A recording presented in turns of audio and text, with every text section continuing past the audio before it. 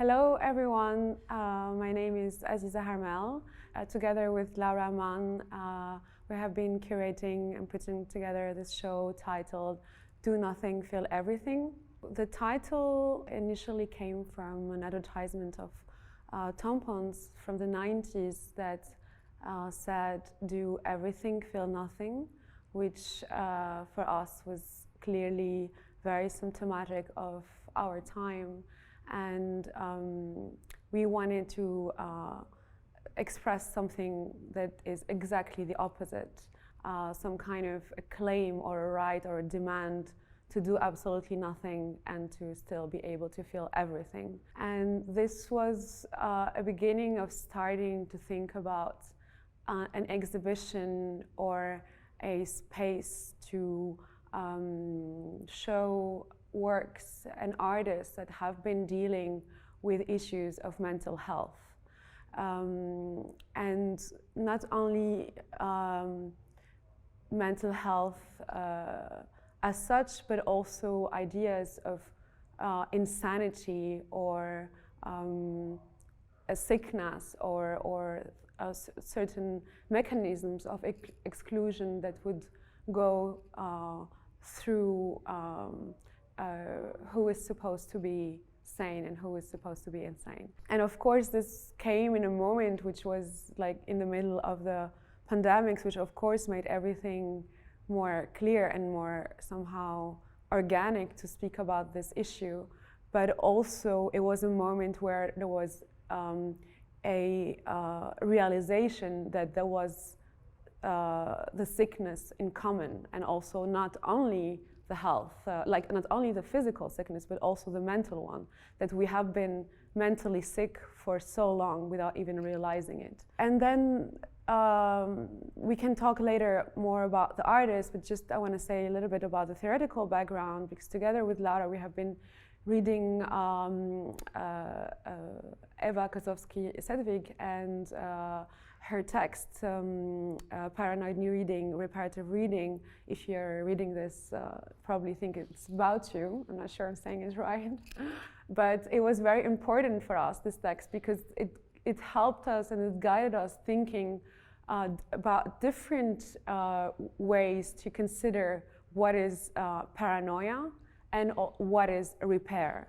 And also thinking about these things not from a pathological point of view, but from an epistemological point of view, from a knowledge point of view.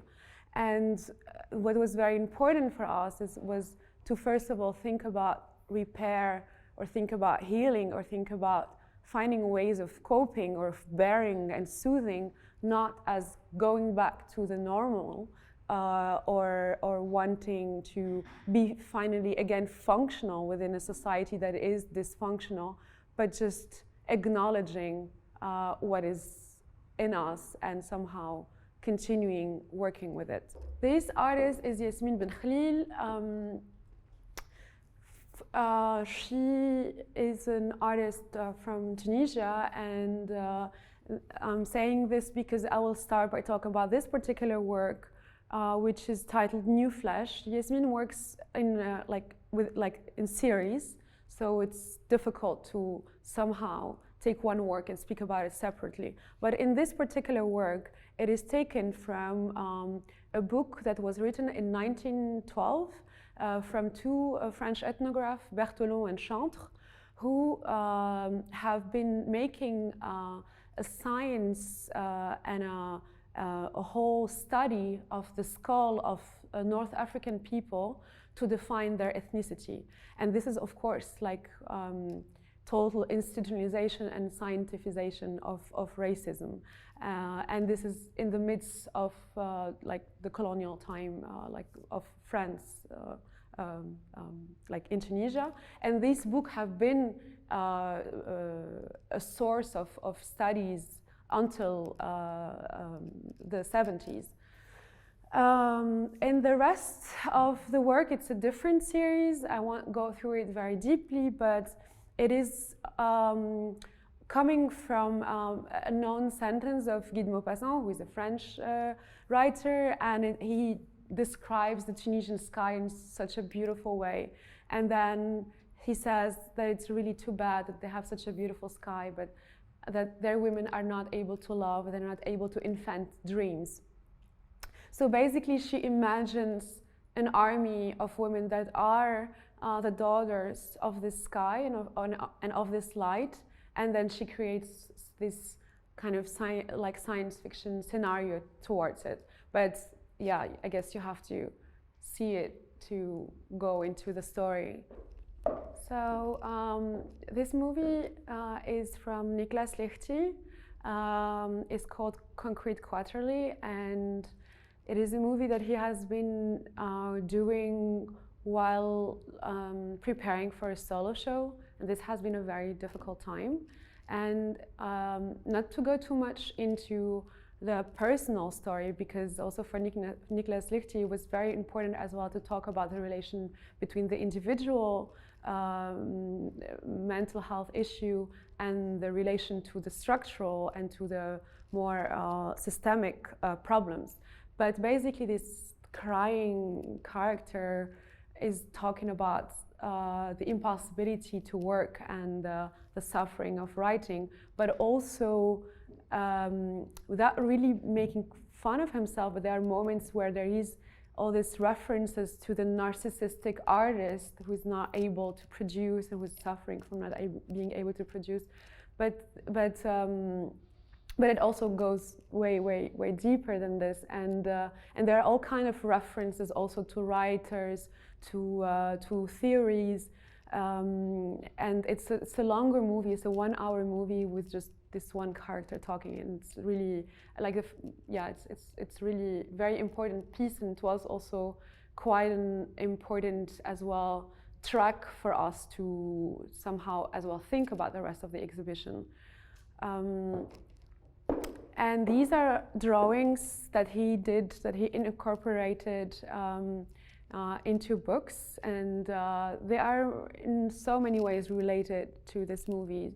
And because these books are also books that were following him through this period, and also he created like different stories by collaging all these things, and then you have all kind of different references through the drawings, which we will zoom in a bit. But you have this THC surge, and yeah, I mean this.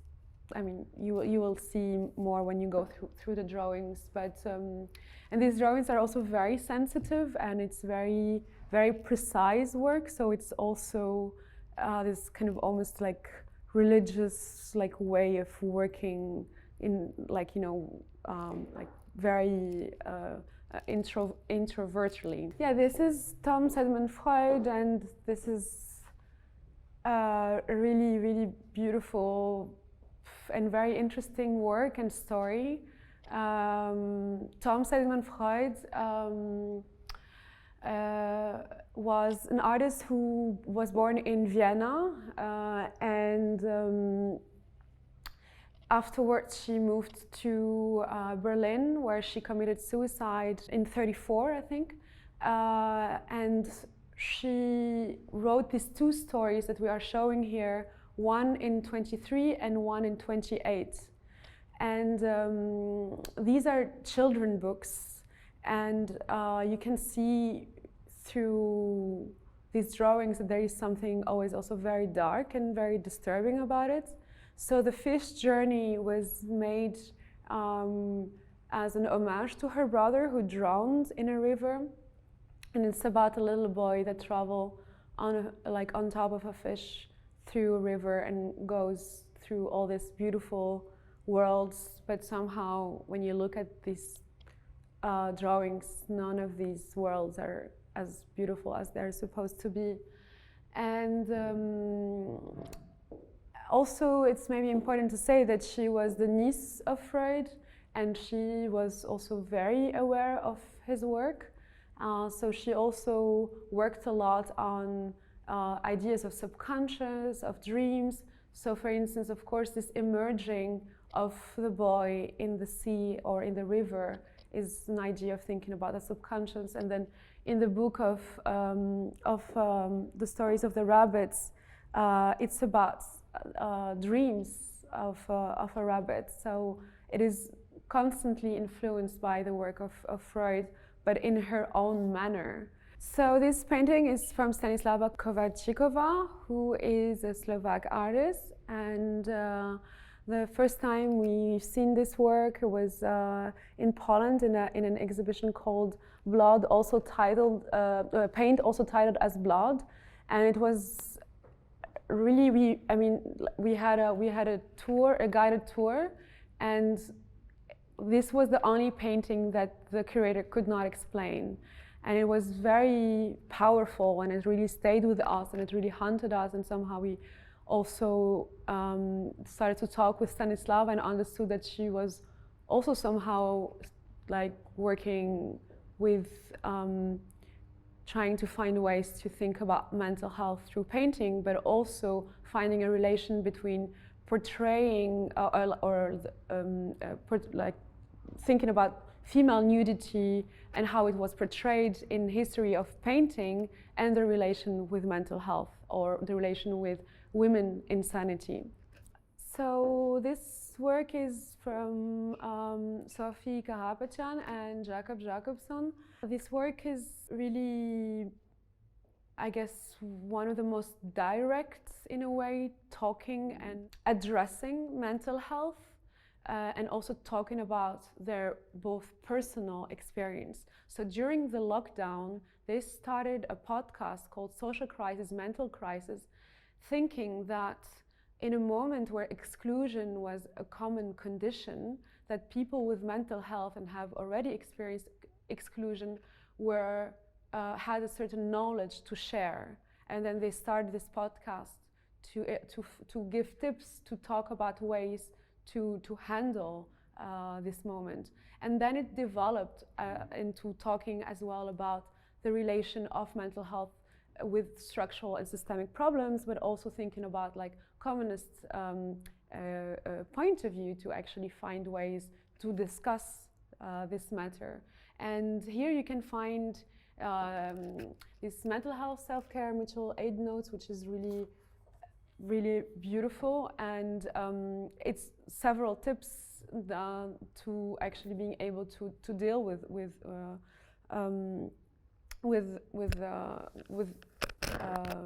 mental health. So for instance, here it says, dreaming helps. If you're upset, low, scared or bored, take a nap and sleep on it. Entering dream landscapes will help you process your painful thoughts, and you will wake up in a different place, headspace and time. Capitalism steals your fucking dreams. And this one is one of the softest ones because the other ones are much more hardcore. Rahima Gambo is a Nigerian artist who have been working for very long with these students from high school in Maiduguri in Nigeria. And this particular high school has been closed for 2 years because of Boko Haram terrorism. And Tetsunia means children's stories, and what she was doing with them was to find ways to tell stories together and write stories together, and these series of photographs have been taken like through several years, so you can see also through these photos that there is a development within the intimacy and the proximity that Rahima had with them. But also Rahima was a photojournalist, and this has changed towards when things started to when actually Boko Haram arrived in Nigeria, because she realized that it was just simply impossible to represent that violence, and she started to find other ways to think about documenting and photographing. And she also speaks about what she calls like being paranoid towards the medium of photography, because of course like the African continent has been photographed forever in such a way that it becomes almost impossible to take a photo without having that kind of dark history and that kind of weight and that kind of way and that kind of gaze within the camera. So she's also trying to heal her relationship to the photo, basically, or to the camera as a medium. And towards the end of this corridor, there is a really beautiful and intimate movie, which is also a very heavy movie. It's called A Walk, and Rahima did it in 2019. After there was two suicide female bombers attack that happened in Nigeria, and this was also the case that she was supposed to go there to do a journalist piece, but she found herself in the impossibility to do so. So she decides to walk around the place where this suicide bombing happened, and then she starts to thinking about finding a way to reassemble things that will never be the way they were. And that's how also she thinks about photography, about movies, but also about healing, that is about reassembling something and putting things together, even though they will never be the way they were. And it's really, it has been like also amazing to talk with her about ideas of healing and walking and finding this ways through the paranoia of the medium of photography to still find something beautiful and still still a form of repair, both towards the grief that the country has been going through and also the personal grief, but also towards the camera as a medium. The relation between the mental health and the systemic violence and the structural violence and the economic violence is really something that for us, was very important to somehow be able to point at and to acknowledge. And also, I think it was also due to this moment of pandemic as well, to insist on the fact that this condition was a common condition. I mean, be it the mentally challenged one or the physically challenged one, and that it's a moment to somehow talk about it and acknowledge it. And yeah, I think a term that we kind of came across several times in our research was this idea of the double injury of capitalism, so that you are not only made sick by the capitalist demands on our lives, but then you are also supposed to feel guilty about it, because you cannot function, you're not productive, and you're depressed and unhappy on top of it all. Yes, and also kind of thinking as well about all these mechanisms of exclusion, like be it within, of course, like the health care system, or just what it means to be like functioning, or what it means to be normal, what it means to work, what it means to be able to exhibit, what it means to be able to access. So all these ideas as well of access, of ability, these abilities, they were all things that were following us through this. And also, I think also just on a kind of more personal note, we were also so much surrounded by this moment of like deep exhaustion and deep despair, that it was very important to find ways to articulate it somehow. And I mean, this is just an art exhibition, but it still was important to find a way to talk about it. Yeah, and in relation to that, it's perhaps also good to underline, that when we speak about healing and soothing, that we're actually not interested in kind of returning to a normative idea of functioning and being productive, but that we actually want to look at forms of coping and of bearing, but from a non-normative perspective. Exactly. And also, like, just to mention again, Jakob Jakobsen, Hospital of Self-Medication, which made this like beautiful poster, and then there was one paragraph about recovery that was for me like so important, because he says we don't want to recover, which is because the recovery just means like coming back to normality and just kind of again like start over in order to kind of like be exhausted again. And